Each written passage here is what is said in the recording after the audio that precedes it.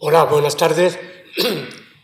Acaban ustedes de escuchar algunas de las conferencias en las que se ha hablado de la gestión y de la protección de un bien natural como es el agua. Hace 4 años, el 20 de noviembre de 2015, el Consejo de Ministros declaró Reserva Natural Fluvial Arroyo Bejarano.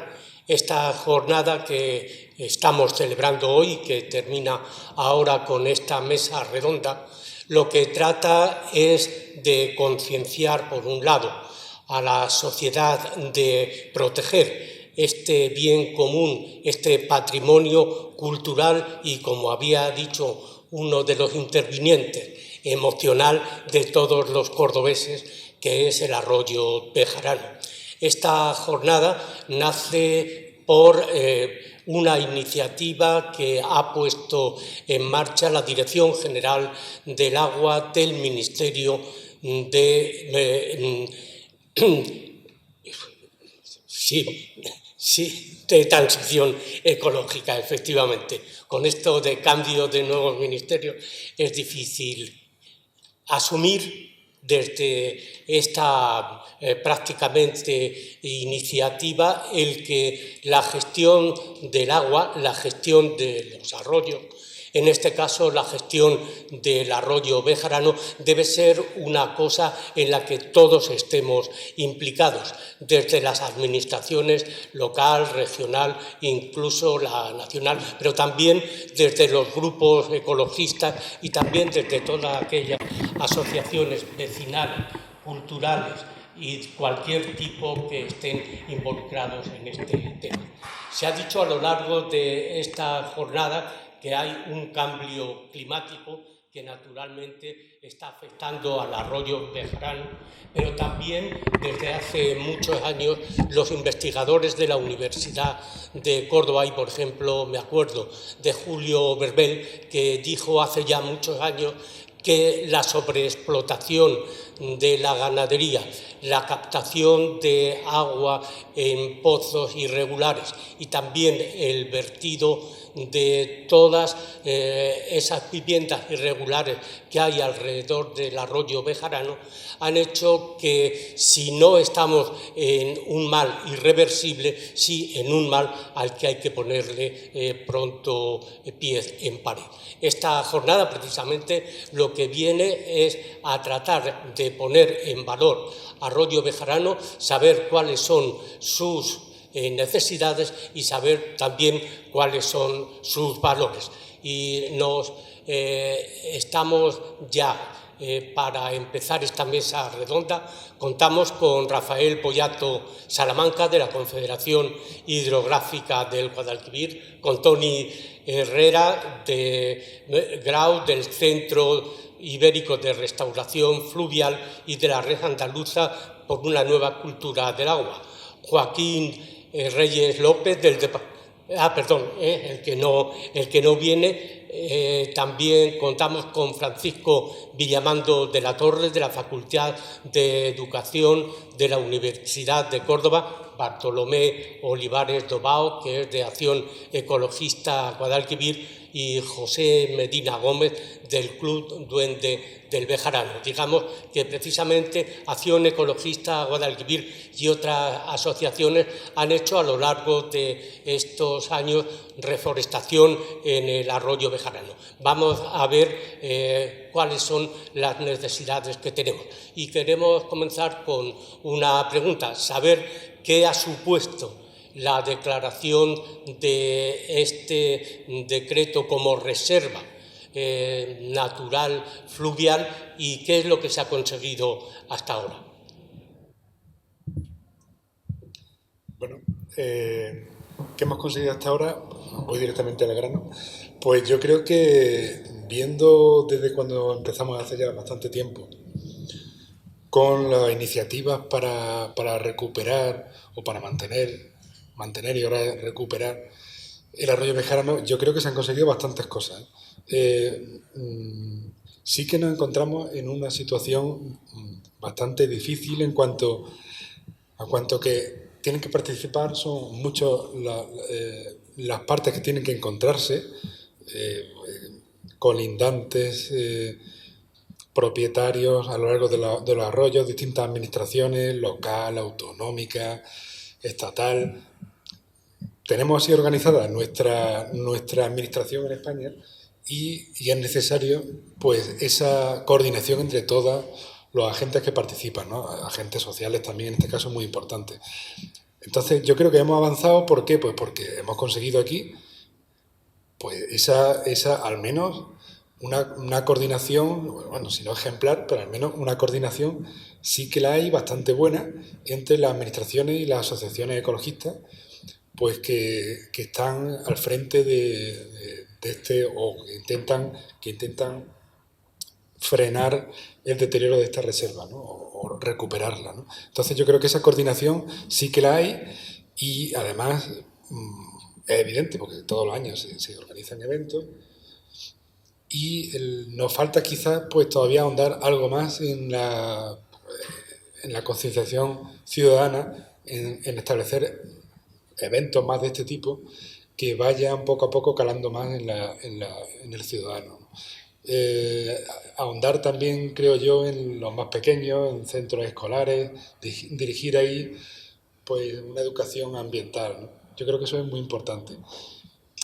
Porque, aparte de todo eso, pues la administración, yo creo que ahora sí se está centrando más en los temas ambientales, por lo menos por lo que nos toca en la Confederación Hidrográfica del Guadalquivir, sí que estamos llevando actuaciones continuas y lo vamos a seguir haciendo, especialmente en el arroyo del Bejarano, pero en toda la cuenca lo venimos haciendo.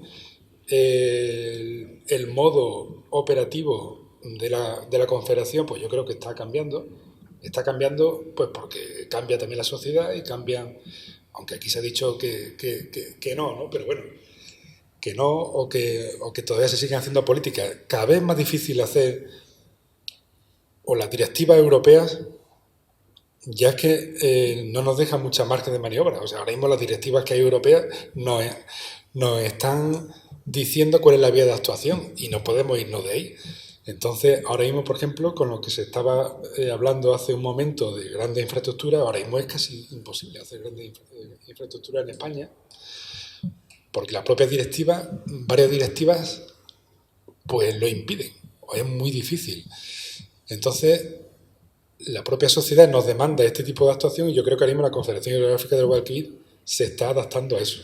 Y cada vez dentro de la Confederación somos más los que demandamos un tipo de actuación que sí se adapta al medio ambiente. Por lo menos lo estamos intentando. Muchas gracias, Tony Herrero.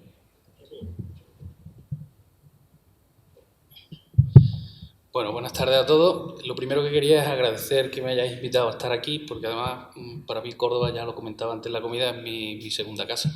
Entonces para mí es un placer tener la oportunidad de venir a Córdoba. Yo quería lanzar un par de cuestiones.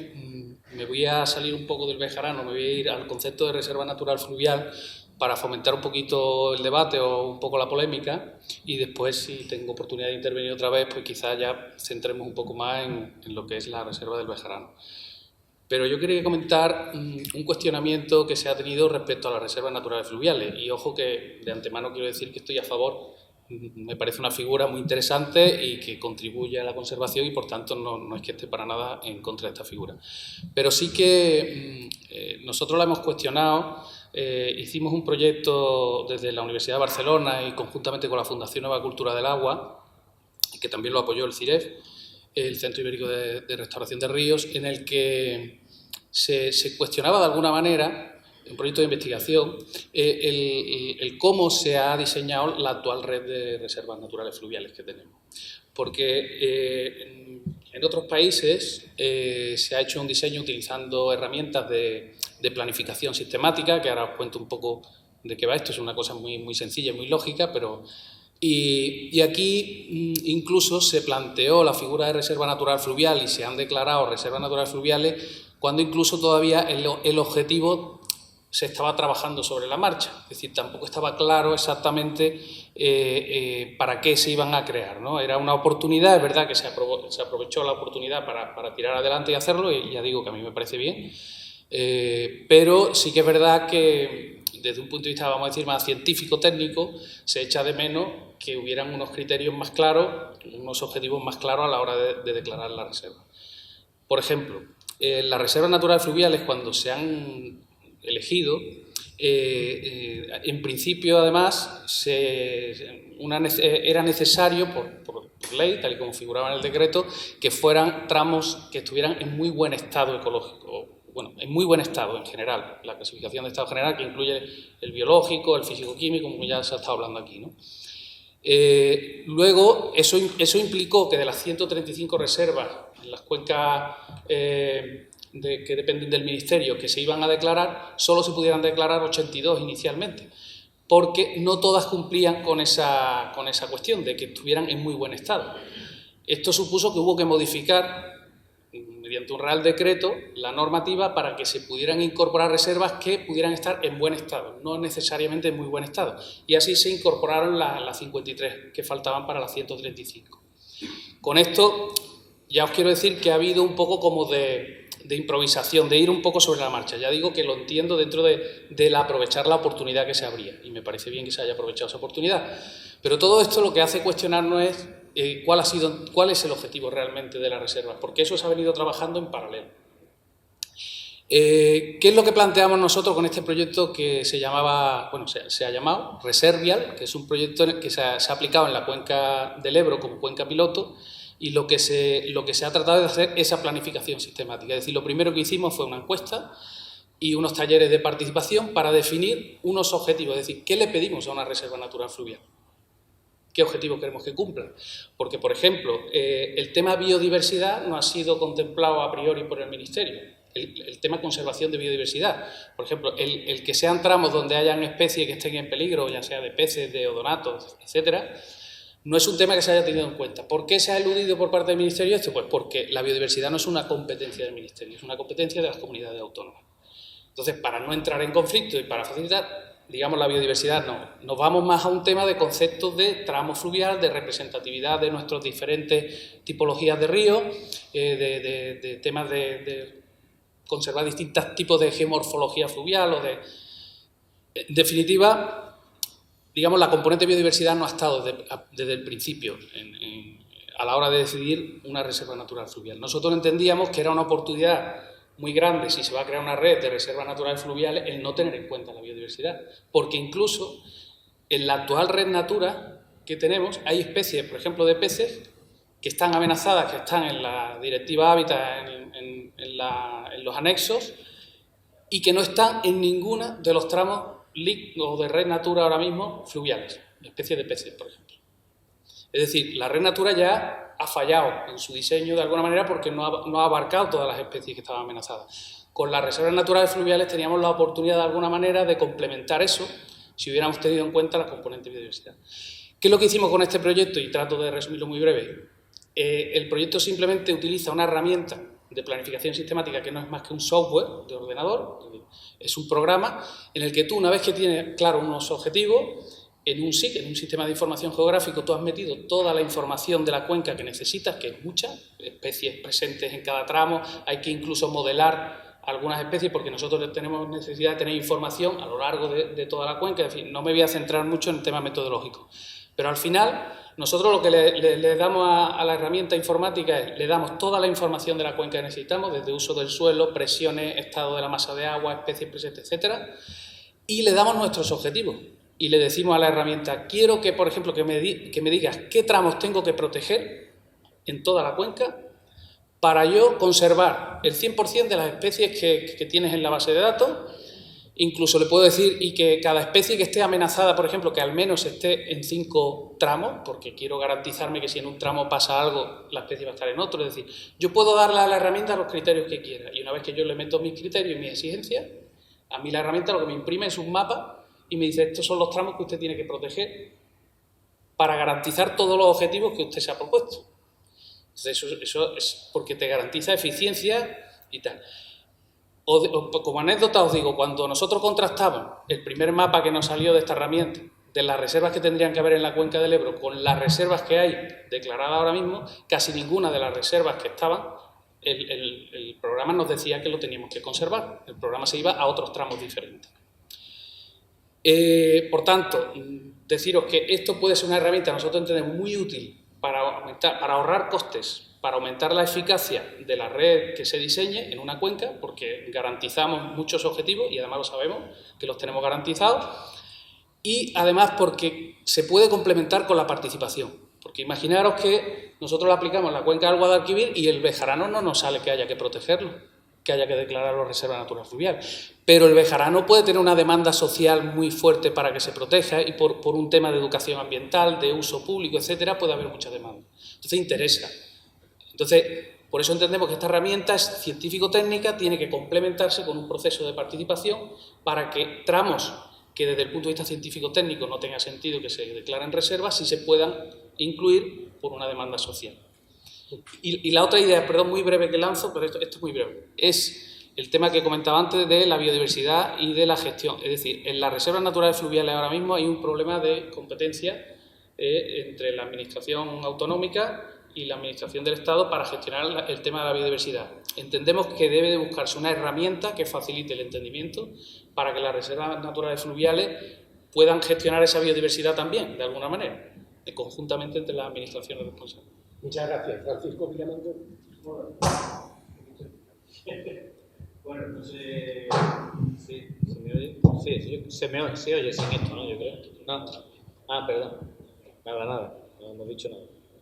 Que, bueno, yo quería un poco abundar en lo que, parte de la charla que he dado, o la intervención que he tenido, quería reseñar, ¿no? O sea, creo que el tema de la protección de los espacios naturales de este tipo es un tema de una alta complejidad, Entonces, yo me congratulo, por ejemplo, lo que acabo de comentar de la aplicación informática que te da toda esta serie. Esto es impresionante, vamos, es una cosa fantástica. Lo que pasa es que si en un sistema el tema social y cultural no aparece, hay que tener mucho cuidado en la aplicación de los recursos informáticos, porque los sistemas complejos son, me vais a perdonar, un poco jodidos, ¿vale? Porque no sabemos cómo responden. A mí me gusta tratar estos temas, a poner un ejemplo cuando hablo de sistemas complejos, de un ejemplo que me inventé hace ya algún tiempo, que es el ejemplo de la bola blanda, que a diferencia, los sistemas complejos son como bolas blandas. A diferencia de las bolas rígidas, las leyes de la física te dicen cómo se va a comportar una bola rígida cuando sobre ella produce una presión concreta, una fuerza determinada con una dirección concreta. En una bola blanda, que es una bola que tiene cosas por dentro y que interaccionan entre ellas, cuando tú haces una presión, lo que se produce es un cambio de las interacciones entre los elementos que están dentro. Y la bola responde en función de esas interacciones. Y no tenemos herramientas para predecir hacia dónde va a ir. Entonces, quiere decir, toda esta paranoia, los sistemas socionaturales son sistemas hipercomplejos, en los que cualquier tipo de acción provoca reacciones casi siempre inesperadas. Entonces, hay una máxima en todo esto que es la vigilancia permanente del sistema. Tienes que tener siempre presente que tienes que actuar mirando siempre qué efectos estás produciendo en aquellas acciones que vas a emprender supuestamente bien intencionadas y totalmente concretas y realizadas. ¿Por qué? Porque efectivamente el sistema es muy complejo y nosotros vamos a necesitar ir modulando en cada momento qué es lo que va a ir ocurriendo. Vamos a hacer acciones y tenemos que tener presente que tenemos que estar invigilando, como dicen ahora, para dónde va el sistema para poder modificarlo en un sitio y en otro. Y desde mi punto de vista, personalmente, que creo muy profundamente en el tema del poder que tiene la sociedad sobre todo este tipo de cuestiones, hay que hacer actuaciones de tipo global y de tipo social, no tanto de tipo individual, sino de tipo global. Tenemos que aprender básicamente a actuar desde todos los ámbitos, de los ámbitos técnicos y desde los ámbitos políticos y de los ámbitos de participación ciudadana, en la idea de crear ambientes en el sentido de conciencia colectiva, en el sentido de percepción de la norma, que vayan en la dirección de la conservación del medio. Y entre otras cosas, tendremos que tratar no tanto de problemas técnicos, ni de problemas científicos, ni de que si los odonatos o si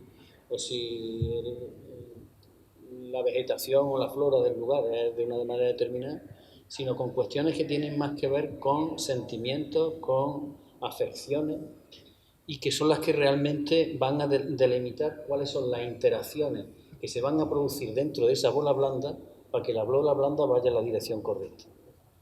Es decir, por ejemplo, temas que tienen que ver con para qué sirve el mantener los sistemas, para qué a una persona concreta le sirve que el arroyo bejarano siga teniendo una cierta calidad, porque eso tiene que ver con los intereses, por ejemplo, y no con los conocimientos. ¿Me explico? Entonces, que tenemos que ser inteligentes a la hora de proyectar nuestras actuaciones y hacerlo de forma coordinada para que intentemos, por una parte, crear esa conciencia, crear ese sentimiento. No me gusta llamarlo conciencia porque no es conciencia, es una conciencia colectiva, en cualquier caso. Una percepción de la norma de forma colectiva que nos lleve en esa dirección, y por otra parte estar siempre permanentemente vigilando cómo se modifica el sistema, porque no tenemos instrumentos científicos ni técnicos que predigan los comportamientos de los sistemas complejos, y esto es un sistema hipercomplejo. Desde mi punto de vista, mi aportación en este sentido me gustaría llamar la atención a que todos nos pongamos de acuerdo, básicamente, en que si realmente esto es interesante y esto es importante, si mantener las reservas fluviales y el bejarano es importante, que nos pongamos de acuerdo en los mensajes que tenemos que dar, en por qué y sobre todo en llegar a las personas que son relevantes, que son unas más que otras, evidentemente, que son relevantes para esto, para tocarles no en la idea del conocimiento y que sepan mucho sobre el bejarano y la importancia que tiene la biodiversidad, que todo eso es importantísimo, que eso no discuto, sino sobre todo en llevarlo a la idea de que eso es lo normal, eso es lo natural, eso es lo que hay que hacer, y crear de esa manera una conciencia colectiva que le esté diciendo a las administraciones tipo confederación o tipo del ministerio o tipo que sea, por dónde tienen que ir, porque los políticos hacen lo que creen que los ciudadanos van a aceptar, ¿vale? Entonces nosotros lo que necesitamos es crear eso, esa idea, esa percepción de lo que el camino, digamos que no me lo creo esto, pero la verdad está por aquí. Entonces, eso no se hace con cuestiones de tipo científico, con conocimiento, etc. Se hace con temas mucho más que tienen que ver con el ámbito de la afectividad, si queréis. Yo estoy convencido que casi todos los que estamos aquí, si no todos, incluso más, estamos aquí por cuestiones de afecto. ¿Bueno? Ya está, eso es lo que quería comentar.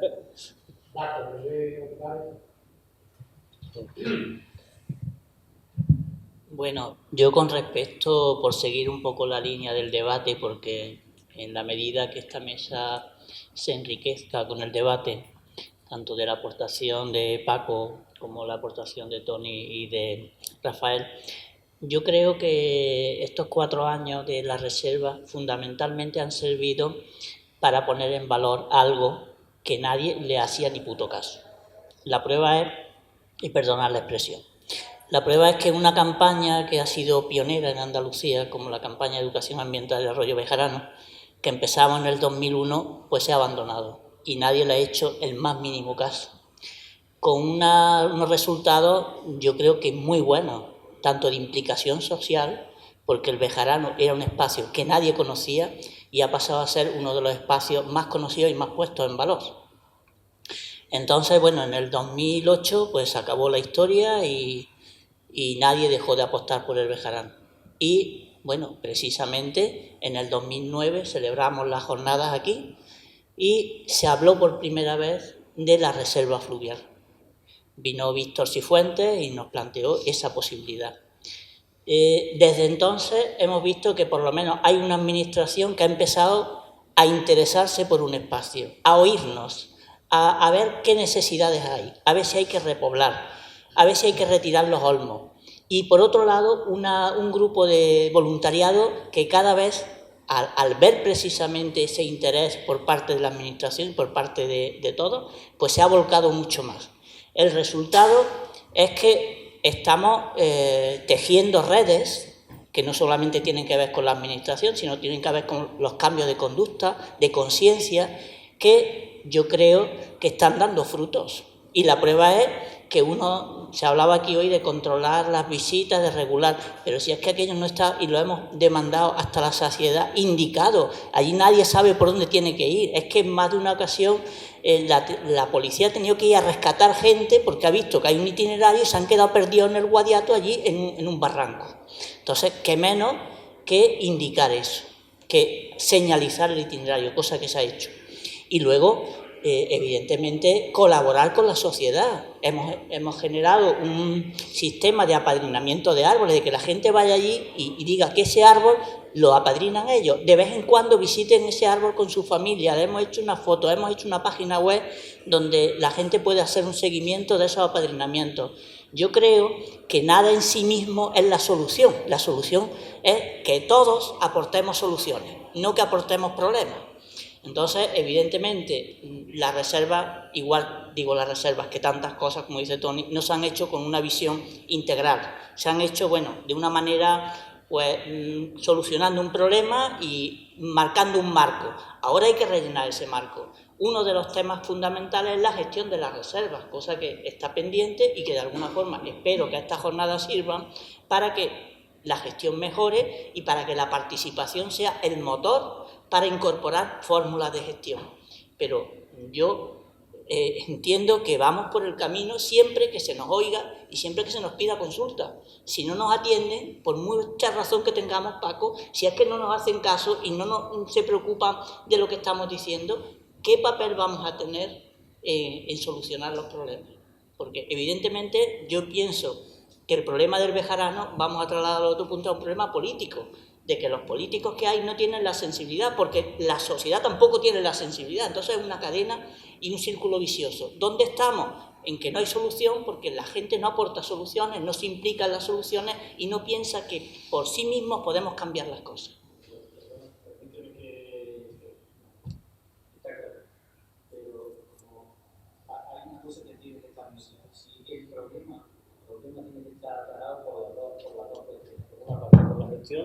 Y por la otra parte por la educación. Tú no puedes hacerlo de forma separada. Hay que abordar las cosas en las dos direcciones. No tiene sentido una cosa con la otra. Si tienes una reserva, esa reserva, teóricamente, toda figura de protección no es ni más ni menos que un sistema de gestión. Teóricamente no es ni más ni menos que un sistema de gestión. Se le dota a ese territorio de un sistema de gestión particular. Ese sistema de gestión particular de la reserva tiene que estar en connivencia con las acciones que se tengan que hacer. Para eso, teóricamente, hay una cosa que en la figura de protección es lo del plan de uso público. El uso público muchas veces se hace como una cosa poco relevante dentro del sistema de gestión y es como la niña fea, el patito feo de la gestión, que es simplemente... Bueno, pues decís que lo que hay que hacer aquí, que pues itinerarios se ponen, se colocan 4 carteles y hacer puñetas. No, señor. El uso público tiene que estar metido dentro del sistema de gestión, ¿vale? Y ir de la mano, porque lo que tenemos que conseguir no lo vas a conseguir de espaldas a la gente, ni a los que visitan, ni a los que estamos alrededor sin visitarlos, ¿vale? Vamos a ver si nos damos cuenta de una puñetera vez que es que no se puede hacer gestión ambiental de espalda a la población y no se puede hacer educación ambiental de espalda a la gestión. Es absurdo. Vale. Hola, buenas tardes. Bueno, buen día porque los amantes del bejarano y estamos de enhorabuena. Llevamos muchos meses queriendo que cayera este agua para los arbolitos que llevamos sembrando durante tantos años. La verdad es que nosotros esto es el buen tiempo y lo contrario no lo es. Los duendes no podemos estar más de acuerdo con las palabras que ha dicho Bartolomé, pero también con lo que ha dicho Francisco, porque nosotros nos dejamos llevar por lo emocional. No puede ser de otra manera. Muchas horas las que le hemos echado allí, Bartolomé lo sabe. Muchos años, muchos veranos de riego, muchos domingos a las 7 de la mañana, muchos 40 grados. Entonces, separar lo que es lo emocional de lo demás es muy difícil. Para nosotros, aquello en nuestra casa, para aquello se seca un árbol y nos duele, ahí es donde tenemos que ir, ¿no? Entonces, creemos que se debería de valorar mucho porque el valor que tiene aquello no lo sabemos de hace 2 días ni de hace 3, lo sabemos de hace ya 20, 30 años, antes que Confederación, antes que Medio Ambiente, antes que mucha gente, sobre todo ustedes que lleváis tantísimos años. No nos van a decir a nosotros el valor que tiene aquello, sé que llevan muchos años, la universidad también. Entonces, el valor que se le tenía que dar al voluntariado debería ser mayor, bajo mi punto de vista, ¿no? Entre otras cosas porque es movimiento ciudadano, porque lo emocional es lo que hace que la gente se preocupe de lo que realmente importa. Entonces, aquí me he traído la chuleta porque si no a mí se me olvida, tengo la memoria de una sardina y se me olvidan muchas cosas. El voluntariado es un movimiento imprescindible porque es una vía importantísima para la participación, concienciación y la educación en el medio ambiente. Eso está clarísimo. Nosotros, como club, hacemos actividades de medio ambiente, de educación medioambiental, principalmente en niños, infantiles, ¿no? En colaboración con los padres, porque es importantísimo. Y ya son muchos años de voluntariado. Oyéndote hablar a ti, Francisco, toda la experiencia que hemos ido cogiendo a través de estos años se ha visto reflejado en los esquemas que tú has ido planteando. O sea, es que estaba diciendo a mi mujer, Charlie, es que todo eso lo hemos ido mamando, pero lo hemos ido viendo poco a poco a través de los años. Ha sido más intuición, eso es lo que hemos dicho. Digo, ha sido totalmente intuición, ha sido aprendiendo con la experiencia, ¿no? Tú también debes saber mucho sobre eso, porque no hemos seguido ningún modelo, ¿no? He ido aprendiendo de los errores. Entonces, es importantísimo que se le dé la importancia real que tiene el voluntariado y la participación ciudadana. Necesitaríamos más medios económicos en educación medioambiental, él lo sabe bien, que está parado. Y eso es una de las cosas más importantes para que Bejarano y otros sitios tengan un futuro. Si no conseguimos a la ciudadanía no convencer, sino emocionarse con estos sitios, es muy difícil que consigamos que esto tenga un futuro. Tendríamos que contar con más medios, materiales, económicos, eso está claro, que no lo tenemos nunca. Hacemos verdaderas maravillas con muy poquito. Dar valor al voluntariado. Os tenéis que daros cuenta que la persona que durante los 4 meses estivales se levanta a las 7 de la mañana el domingo, pone parte de su tiempo libre a coger gasolina, echarle gasolina al coche, subir al Bejarano y regar unos árboles a 40 grados hasta las 2 de la tarde, haciendo todos los domingos, desde junio hasta octubre o hasta que venga la primera lluvia, eso sí tiene valor. A ese hombre o a esa mujer, a ese niño no le está pagando nadie. Eso lo hacemos porque amamos ese sitio. Y eso hay que valorarlo y mucho. También. Si no se consigue valorar eso, corremos 2 riesgos. Un riesgo muy importante es que se desmoralice el voluntariado, que de hecho se ha desmoralizado muchas veces. Y no hacemos llegar lo importante que es eso, porque la persona que trabaja necesita por lo menos un mínimo de reconocimiento, no como asociación o como clubes, porque aquí han ido muchas asociaciones, pero también de manera individual muchísima gente, ¿vale? Entonces, es muy importante la valoración, ¿vale? Tenemos que conseguir una unión real real entre la administración, la propiedad, el voluntariado, el sector privado, la investigación. Y cuando digo una unión real, me refiero a una unión creíble. Muchas veces no lo hay.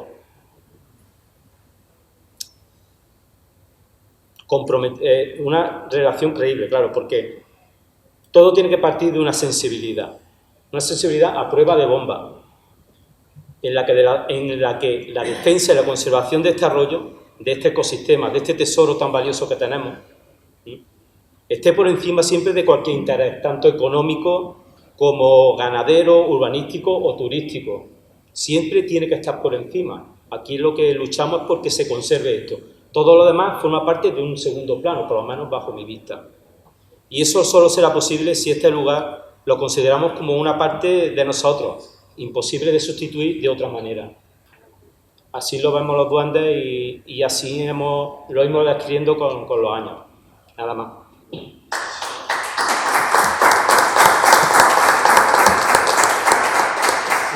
Por tanto, el profesor Villamando, como creo que habían hablado de para hacer realidad un tipo de protección, tiene que tener un proyecto. ¿Qué proyecto que hace falta en el Bejarano y qué tipo de participación de la que también hablan ustedes en la mesa? Eso es la pregunta mía, claro. Eso es difícil de contestar, pero por ejemplo, a raíz de la última intervención, a mí me parece que, por ejemplo, el tema del voluntariado, no quería dejar pasar de la ocasión de apoyar lo que ha dicho en el sentido de la importancia del voluntariado, porque por varias razones. Una de ellas es porque efectivamente forma parte de algo que es fundamental y las acciones que se llevan a cabo son claves y fundamentales, pero sobre todo hay otra cuestión fundamental, también ahí presente, son un ejemplo. Es decir, el voluntariado lo que no puede estar es oculto, tiene que ser visible, porque la visibilidad del voluntariado tiene que hacerse notar mucho más, porque el mero hecho de la existencia del voluntariado en esa zona indica a cualquiera que hay gente, aunque sean muy raritos, que le importan tanto eso que hacen esos verdaderos esfuerzos por estar allí, protegerlo y conservarlo. Y eso cala mucho en la gente, ¿vale? Eso es algo que sirve para llamar la atención de. Entonces, aquí creo, no, desde mi punto de vista, el proyecto tiene que ser un proyecto coordinado para empezar entre todos los sectores, clarísimamente, ponernos básicamente de acuerdo en cuáles son los valores del bejarano, cuáles son las bondades que el bejarano aporta en distintas dimensiones de nuestra vida al cordobés, que es el que está más afectado, de tipo de bienes que se puede hacer en cuanto a la regulación del agua y todo lo que tiene que ver con el agua, de la que nos bebemos, que no sé si lo sabéis, pero que la mayor parte de la población joven cordobesa piensa que el agua es una cosa que sale del grifo y punto, no tiene, vamos, eso de la confederación, que tenga algo que ver la confederación con el agua que sale del grifo, absolutamente nada, ¿no? Quiero decir que entonces lo que quería es ponernos de acuerdo básicamente en cuáles son las cosas importantes, cuáles son las cosas que nos pueden, los mensajes claros que había que transmitir y dejar evidentes, porque son digamos lo que puede afectar a la población, porque sin la población no vamos a poder hacer nada. Y luego el tema, el bejarano es conocido, es verdad, que el bejarano era conocido hace mucho tiempo, que ¿cómo se llama? Las campañas que aquí don Bartolomé puso en marcha y ha estado dale que te pego durante tantos años llevando adentro, ha servido para divulgar muchísimo el bejarano, pero es que hay que conseguir no solo que la gente conozca el bejarano, sino que se sienta, como tú has dicho, afectado. El bejarano tenemos que conseguir que el bejarano tenemos que poner en marcha estrategias para conseguir que el bejarano sea un sitio que despierte sentimiento de pertenencia, es decir, que la gente se sienta partícipe y se sienta que es parte del Bejarano, es clave. Y la otra cuestión se me ha ido un poco la cabeza, porque ya tengo la memoria ya de pez, no sino de Gambusi. Pero básicamente es la idea de...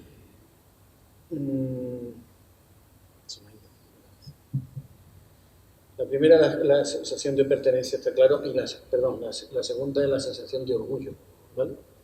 Es muy importante el tema del orgullo. Fíjate, puede parecer una tontería, pero la población cordobesa debemos procurar que se sienta orgullosa de la existencia del Bejarano. Sí. Además porque es posible, quiero decir, porque hay elementos clave y hay razones objetivas como para poder tener ese sentimiento de orgullo. Entonces, sentimiento de pertenencia y orgullo de la existencia del Bejarano son claves a la hora de cómo se relaciona la población con el entorno y cómo se posiciona políticamente con respecto al entorno. ¿Me explico? Una persona que sienta implicada, que tenga una sensación de pertenencia con el arroyo y que se sienta orgullosa del arroyo, no podemos pensar nunca que va a andar tirando basura por el arroyo. Nunca. Entonces, ¿dónde nos tenemos que ir? A eso, a contar que si el plátano, yo qué sé qué, el odonato, el sapo o lo que quiera que sea es relativamente importante. Vamos a centrarnos en eso. Y para eso, evidentemente, toda la parte técnica es clave. Es clave, porque es la que nos refrenda, nos garantiza que es verdad que podemos estar orgullosos, es verdad que es un sitio importante para sentirse perteneciente a él y todo eso nos va a refrendar eso. Y eso, no es la parte técnica, y la parte de gestión tiene que estar ahí para conseguirlo. Tiene que estar ahí para facilitar todo eso. Y facilitar todo eso no es solamente proyectos concretos de limpiar o de coger esto y lo otro, sino de ese enfoque global, holístico, en el que está el entorno, están todos los bichos que viven en el entorno, y está la sociedad, están las personas, está la historia. ¿Y quién tiene que liderar precisamente un ente que trate de todo eso? Eso no lo sé. Yo... Bueno, yo no lo sé exactamente. Yo creo que la administración de alguna forma es la que tiene las competencias y es la que debe de regular, pues, a través de este tipo de jornadas.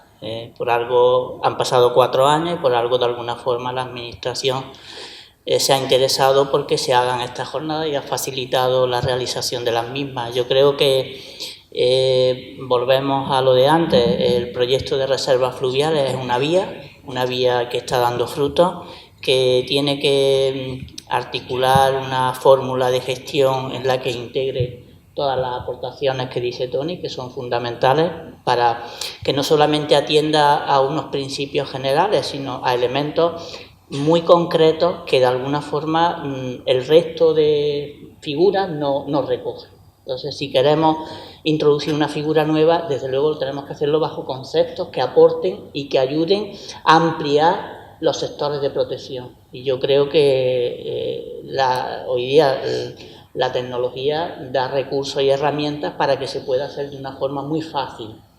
Entonces, yo creo que estas jornadas pueden servir para empezar a marcar unas directrices y una estrategia que ayude a que la gestión de las reservas sea una gestión integral y no una cosa puramente institucional de marcar una figura más, ¿no?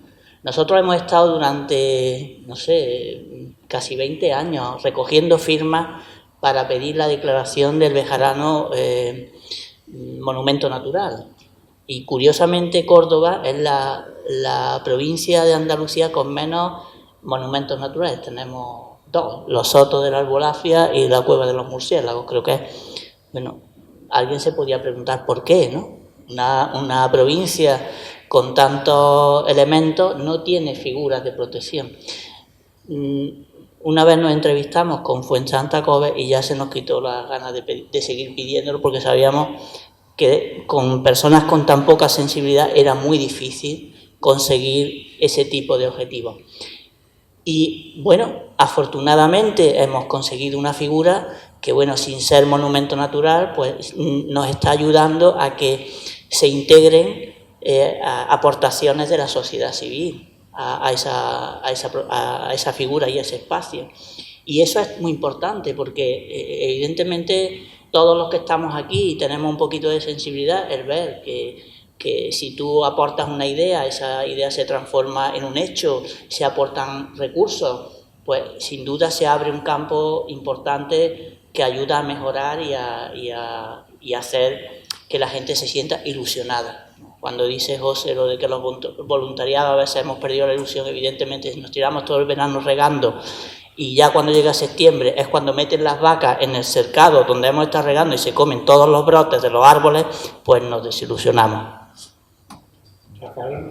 Sí, te quería indicar que estando totalmente de acuerdo con lo que comparto totalmente todo lo que se dice en esta mesa y nosotros como confederación, como parte de la administración, desde luego que queremos liderar ese proyecto y no nos queremos apartar ni echar a un lado y desde luego por tener competencias pero también por convicción. O sea, nosotros estamos convencidos de que esa es la norma que hay que poner para llevar un buen camino y para conseguir una reserva natural en condiciones como debe de ser y de estar orgulloso de ella. Nosotros estamos convencidos como ellos, como técnicos, y cada vez más estamos dentro de la administración técnicos que vemos que esa visión es la correcta. Por tanto, nosotros, claro que estamos decididos a llevar adelante ese modelo de gestión, que ya lo estamos desarrollando, que lo estamos abriendo a la sociedad. Para eso hemos impulsado estos debates, que además hemos hecho actuaciones continuamente en los últimos años, lo vamos a seguir haciendo, porque creemos que esa es la línea de actuar, repito, y además creo que es la forma de actuar correcta con la sociedad y con nuestras generaciones venideras. Nosotros también, convencidos de ello, damos clases, damos charlas a los pequeños. Nosotros solemos todos los años hacer también una jornada con colegios, pues para informarles en educación ambiental, en educación fluvial y para contarles lo que hacemos nosotros en la Confederación y contarles cuál es el ciclo del agua y contarles pues cuáles son los beneficios que nos aporta el agua y el respeto que hay que tener hacia ella y hacia todo lo que lo rodea. O sea que nosotros plenamente convencidos de ello y compartimos todo lo que se ha dicho en esta mesa. Bien, yo quería aclarar alguna cosa. Yo creo que aquí estamos hablando de distintas escalas. Lo que yo he planteado en mi intervención anterior es una escala a nivel de decidir cuál es la red de reservas naturales en una determinada cuenca, cuál es la mejor forma de hacerlo. Y entre los objetivos, y de hecho en el proyecto Reservial que cité antes, salían muchos objetivos priorizados además, a partir de varios talleres en los que hubo gente de distintos ámbitos, incluso tuvimos regantes, tuvimos gente que a priori no, vamos a decir entre comillas, no tiene un interés más allá de como persona, como ciudadano, en la conservación, pero también estuvieron presentes, etcétera, y por supuesto educadores, y gente de bastantes profesores de instituto, y el tema, entre los objetivos salieron otros como prioritarios, pero evidentemente el de la educación está. Pero una cosa es la escala de cómo decido yo, de la manera más eficiente, a menor coste económico y garantizando unos objetivos que los podemos consensuar entre todos, cuál es la red de reservas naturales de una cuenca. Y otra cuestión es, que yo creo que ahí es donde entra, y estoy de acuerdo contigo, pero donde entra la pata que tú has puesto sobre la mesa, el tema de la educación ambiental, que es la gestión, que efectivamente estoy de acuerdo contigo en que la gestión debe ir, la educación ambiental debe ir paralela. insistir también en lo que dije, una parte es científico-técnica, pero otra parte es participativa a la hora de decidir la red, por lo que digo que complementa a la parte científico-técnica, es decir, eso creo que lo intenté dejar claro. Ahora, el tema, una vez que ya tenemos la red de reservas naturales de una cuenca, lo hayamos decidido con esta herramienta o de la manera que hasta ahora se ha venido haciendo, es cómo hacemos los planes de gestión. Y entonces ahí es donde yo estoy de acuerdo en que entra la educación ambiental como un tema fundamental, la participación, porque... Y yo ahí no veo un proyecto, veo un plan de gestión del cual se derivarán proyectos diferentes, actuaciones distintas, ¿no? Lo que sí me parece importante, porque además, una vez que tú diseñas la red de reservas naturales, y eso lo ha comentado Rafael esta mañana aquí, tú tienes unas reservas que algunas son zonas inaccesibles prácticamente, o de difícil acceso, ¿no? Da la casualidad que es que la del Bejarano, y yo que he vivido en Córdoba, para mí el lujo que tiene Córdoba y que he vivido en varias ciudades más y no lo he tenido nunca, es que en 5 minutos cogía el coche y estaba en mitad de la sierra. Y eso es un lujo que no te das cuenta hasta que no lo tienes. Y hasta que en otra ciudad tienes que tragarte atascos, semáforos. Eso es un lujo. Y tener la Reserva Natural Bejarano aquí, pues es un lujo. Y entonces es una reserva idónea para hacer además temas de voluntariado, de participación ambiental, etcétera. Me parece fundamental. Y el tema de voluntariado también. O sea, que haya gente que esté pidiendo que se la deje actuar y participar y colaborar con la gestión de una reserva natural me parece un lujo que hay que aprovechar. O sea, que a mí que estoy de acuerdo con todo, pero lo que quería dejar claro es las distintas escalas en lo que yo comentaba un poco de la parte de decidir qué reservas naturales tienen que haber y utilizar una manera, pues ya digo, una herramienta sistemática. Además, da la casualidad que la persona con la que nosotros hemos trabajado aquí, esto ya se ha aplicado en Australia, en Nueva Zelanda, que Nueva Zelanda es un país bastante avanzado en diseño de espacios naturales y tal, pero el que ha trabajado en Australia con esta herramienta y aplicándola a ríos, porque se había aplicado a espacios naturales, es un andaluz, un chico de Huelva, que es un doctor de Huelva, que es el que ha trabajado con nosotros luego en el proyecto este. Quiero decir que bueno, que tenemos ahí a un andaluz en temas punteros de conservación.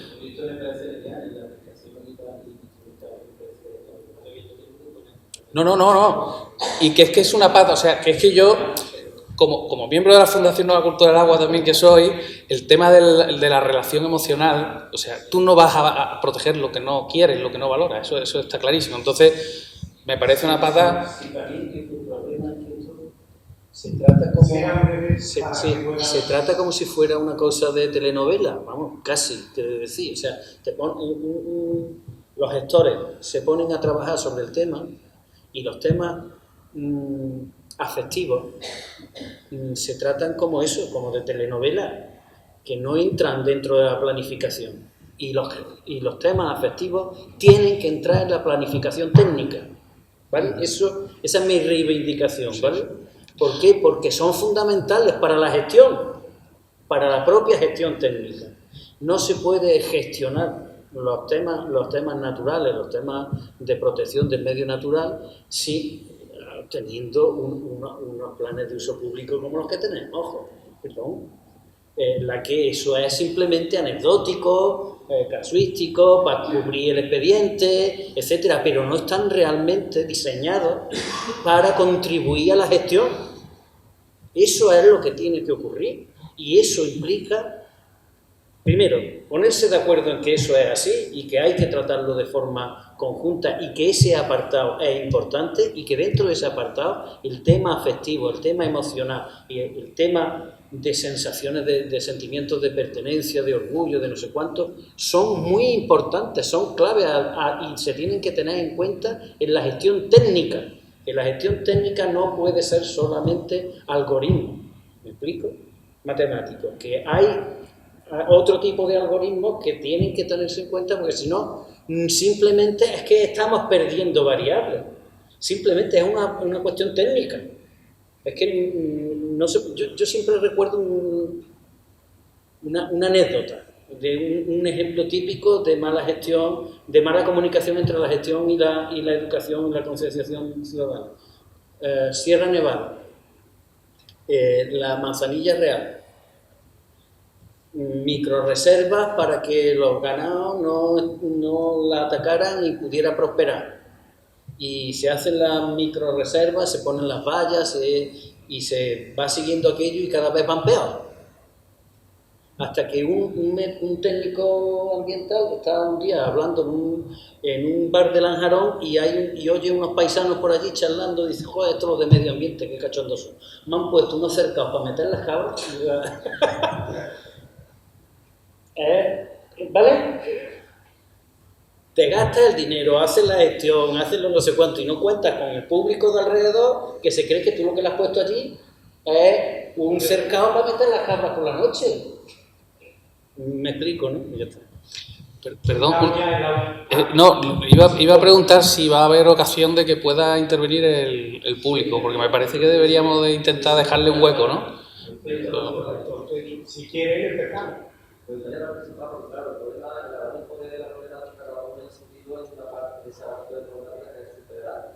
Concreto, ¿no? Pero hay un término vincular especial que usted es una intervención, que es el tema de la hora de considerar la zona fluvial como ecológica, si se tiene en cuenta, porque algunas veces creo que han considerado algunos que una conservación ecológica y es el tema de la basura. Por ejemplo, que estamos ese problema existe. Pero diciendo algo que viene por debajo, como por ejemplo, podemos hablar toda el agua, un tallado, toda la basura, pero no se ni lo contamos. Se han hablado de una silla de tirada, se han dejado allí, pero igual, con choques, enteros, con alerta, se refusa, espectacular. Y pasando por la misma ciudad de la plástica a la pinta.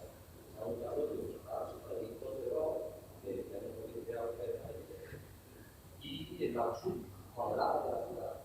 Muchas cosas, entonces, yo lo que quería preguntar es si a la hora de considerar algo ecológico se tiene en cuenta no, porque eso es la que acaba de decir, se tiene en cuenta algo que está implicado, hablando de esto, y que desde la comprensión de alguna parte se puede actuar ahí, por esto que se demuestra el problema de la problemática de la asociación judicial, que estamos permitiendo a su y a los lugares para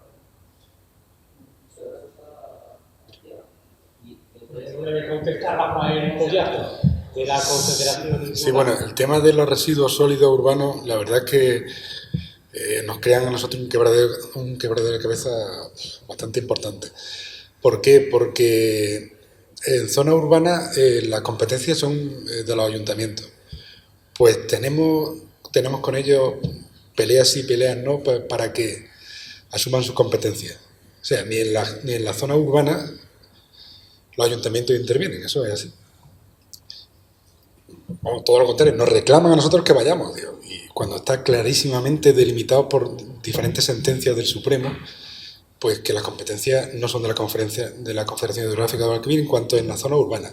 Fuera de la zona urbana sí que venimos actuando. Nosotros tenemos dudas, pero bueno, nosotros actuamos. Cuando tenemos un aviso de residuos sólidos, nosotros vamos, actuamos, retiramos y tomamos alguna medida más para evitar que se sigan arrojando. Nosotros delimitamos la zona, la vallamos, intentamos que no se vuelva a repetir. Pero claro, eso es matar moscas a cañonazos muchas veces, pues porque así puedes solucionarlo a corto plazo. A largo plazo tienen que añadirse otras medidas más, como son la de educación ambiental, que sin esa pues hacemos poco, la verdad, ¿eh? Si aquí tenemos residuos, ni os cuento los residuos que tenemos en Melilla, por ejemplo. En Melilla ahora mismo estamos haciendo una obra, que la acabamos de empezar. Bueno, os calláis para atrás literalmente si veis cómo es los ríos de Melilla.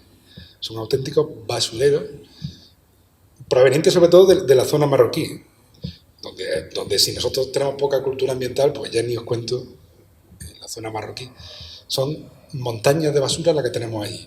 Estamos intentando ejecutar alguna serie de medidas que veremos a ver lo efectivas que son, porque es que, ya te digo, hay que avanzar ahí sobre dos temas, concienciación o educación ambiental, aparte de la actuación propia nuestra, que nosotros, yo digo que nosotros venimos actuando, lo que pasa es que son muchísimos puntos por actuar, muchísimos.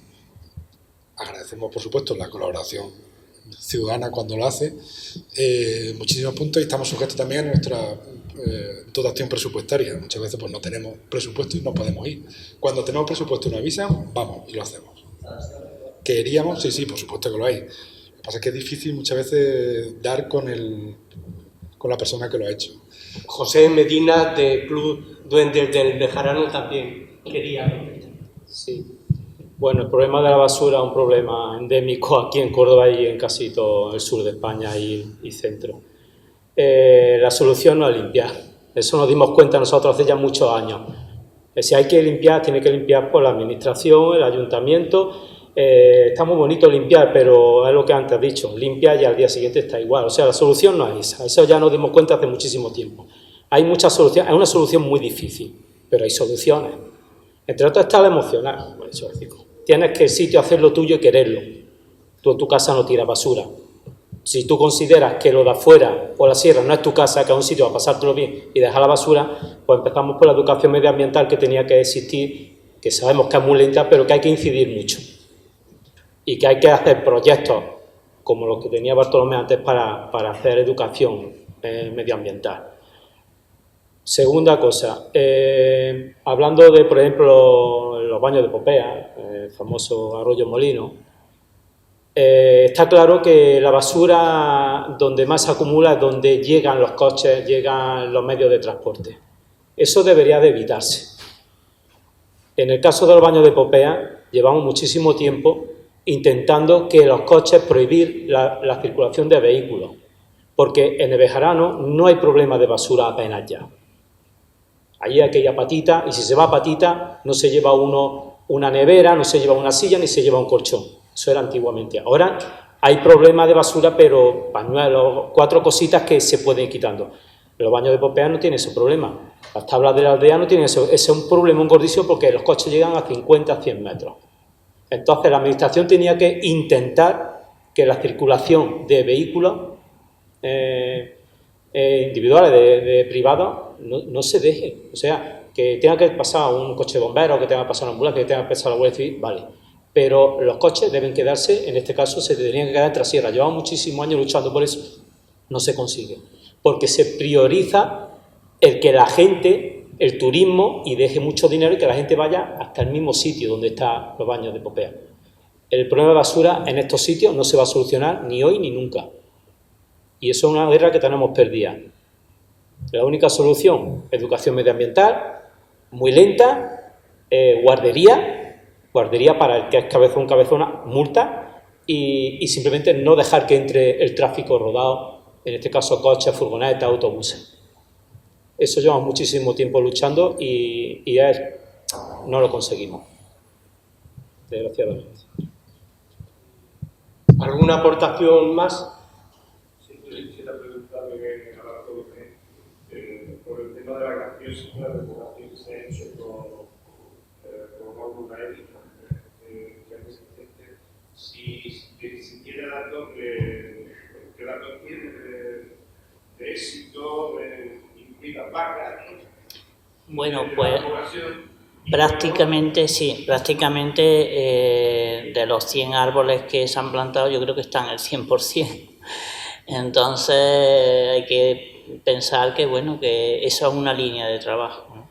Que en la medida que hemos mejorado la biodiversidad en el Bejarano, pues yo creo que en el futuro el espacio va a cambiar para mejor, ya lo estamos viendo, y mañana cuando hagamos la visita lo comprobaremos in situ, que la recuperación está siendo incluso más rápida de lo que pensamos, ¿no? Incluso dentro de las condiciones climatológicas que estamos viviendo. Y la otra pregunta.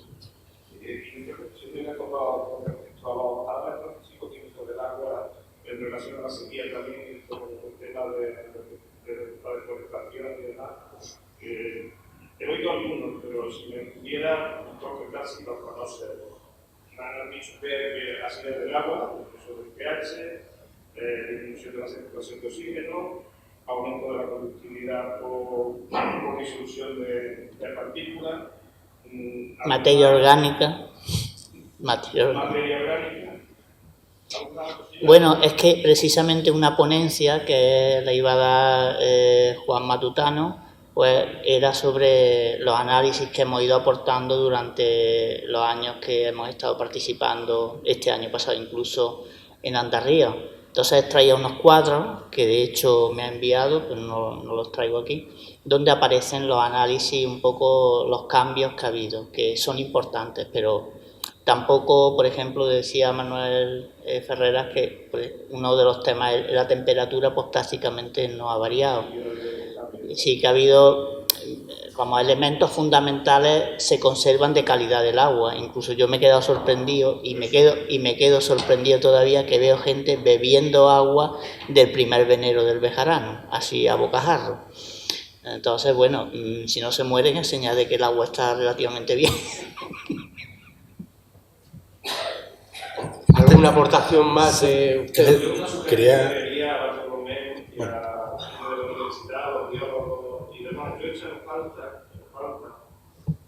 Dentro de los estudios que han propuesto, que han hecho de la hormiga, ¿no? De los matos y demás, de hecho en falta el tema de anfibios. No hay muchos anfibios en Andalucía, hay pocas especies, y bueno, en unos sitios tan pequeños que los hay, porque ya he hecho alguna referencia a alguien, sería muy interesante que se mencionaran ese tipo de... Y sabiendo que los peces se llevan más por los anfibios y los peces que hay son pocos y pequeñitos, pues quizás podría ser un estudio muy interesante. Entonces yo le he hecho un guante ahí a los antropólogos, biólogos y demás. De hecho, hay trabajos de investigación por Reques, vamos, que él viene haciendo un seguimiento sobre todo de las charcas que se han creado dentro de las medidas compensatorias de la breña, pues se viene haciendo un seguimiento y hay que decir que bueno, la charca del Bejarano en concreto, que estaba abandonada desde su origen, desde que se creó con las medidas compensatorias, porque eso fue algo más administrativo, por lo menos desde el planteamiento, que real, pues conseguimos recuperarla y a partir de ahí es una de las charcas que mejor está funcionando y se viene haciendo un seguimiento. Y lo interesante de esta charca es que está muy cerca del cauce, con lo cual actúa también de amortiguador para la comunidad de anfibios. Entonces, sí hay, y con el tema de peces, pues no hay, es que el problema es que había un proyecto a nivel de andaluz que llevaba precisamente la gente de aquí de Córdoba, Carlos Fernández, ¿no? Y bueno, y ha hecho un trabajo en toda Andalucía fabuloso sobre el tema de la situación piscícola y de la cuenca. Desgraciadamente ese proyecto está metido ya en un cajón, cuando ya tendría que haber medidas de ejecución y formas de frenar el problema, sobre todo de las especies invasoras. Y bueno, realmente es que hay muchos frentes y ahora mismo la sensibilidad de la administración pues se ha reducido en vez de aumentarse, ¿no?, con los problemas. Es decir, se están haciendo cosas. Estas jornadas pues pueden ser, de hecho en otras ocasiones las hemos hecho 2 días y 3 días, pero bueno, vista la asistencia podíamos estar los mismos 3 días. Pero bueno, no así seguimos, porque creemos que de alguna forma es importante que se hable desde todos los sectores y desde la comunidad científica, que yo, le doy las gracias y siempre lo pongo en valor, ¿no?, que haya sensibilidad por parte de personas del ámbito universitario de trabajar y de investigar en torno al Bejarano. Hace 10 años una de las ponencias fue ¿qué aporta económicamente el Bejarano?, que la dio Fernando Lara. Y muy interesante, porque la economía ambiental es algo que no reconocemos que forme parte de la economía. Es que el PIB se mide por árboles cortados y transformados en muebles, no por árboles que dan oxígeno. Entonces tenemos que cambiar los conceptos de riqueza, y en Córdoba tenemos un patrimonio, una riqueza incalculable. Tenemos también el índice de paro más alto de España, pero bueno, nos podemos consolar con lo de la riqueza natural, ¿no? El tema de la basura, esto ya es una opinión, ¿eh? Desde mi punto de vista, el tema de la basura y el depósito de basura en nuestra zona es un tema de tibieza de gestión. Un tema de tibieza de gestión. Los gestores no se han puesto las pilas realmente a gestionar este problema. Hemos citado sitios que son muy poco concienciados. Yo normalmente voy a sitios hiperconcienciados y la diferencia es la claridad de la gestión, o sea, la contundencia de la gestión. ¿eh? En cualquier país de esos civilizados que la gente trata muy bien la basura y que no hay un papelito por ningún lado, como tú te pases, te cae la del manso, ¿eh? O sea, pero que no te levantas en muchos meses, ¿eh? Y luego hay un tema de control exhaustivo. El delito te pide la bolsa de caja cuando sales del parque. Claro, es que, vamos a ver, es normal encontrarse un sitio donde tú, cuando pongas la basura en el contenedor de basura, tienes que poner una etiqueta electrónica con tus datos. De tal manera que si se revisa tu bolsa y está incorrecta, te cae la del tigre. ¿Vale? Así se consiguen países tan estupendos con el tema del medio ambiente, porque funcionamos todos igual con la estrategia del palo y la zanahoria. Y ya está. ¿Qué es lo que nos falta aquí? Lo que es nuestro problema, tibieza en la gestión. La gente, los gestores no se creen que esto lo tengan que hacer. Y además no lo justifican adecuadamente, porque la justificación de esto, de los palos que hay que dar, es una justificación colectiva. Mire usted a quien le hace daño haciendo esto es a todos los demás, no a la administración, a todos. Y si somos conscientes, y la administración fuera consciente de eso, sería menos tibia a la hora de dar palos. En el Bejarano, a lo mejor la cuestión es que si para entrar en coche, porque a mí, yo he llevado a personas que no se pueden mover, ya está. Lo que hay que ver cómo se hace para que el que llegue allí, llegue sabiendo quién llega. Y si hay un problema, que le caiga la más grande. Cuando a alguien, en un día determinado, tenga la mala suerte de que le caiga la más grande, eso condene, ¿eh? Y al segundo no le cae ya la más grande porque no hace la barbaridad. Pero claro, aquí no pasa nada. Aquí tú tiras un frigorífico y no pasa nada. Y esto es absurdo. Es simplemente absurdo. Y eso es tibieza de la gestión. Punto.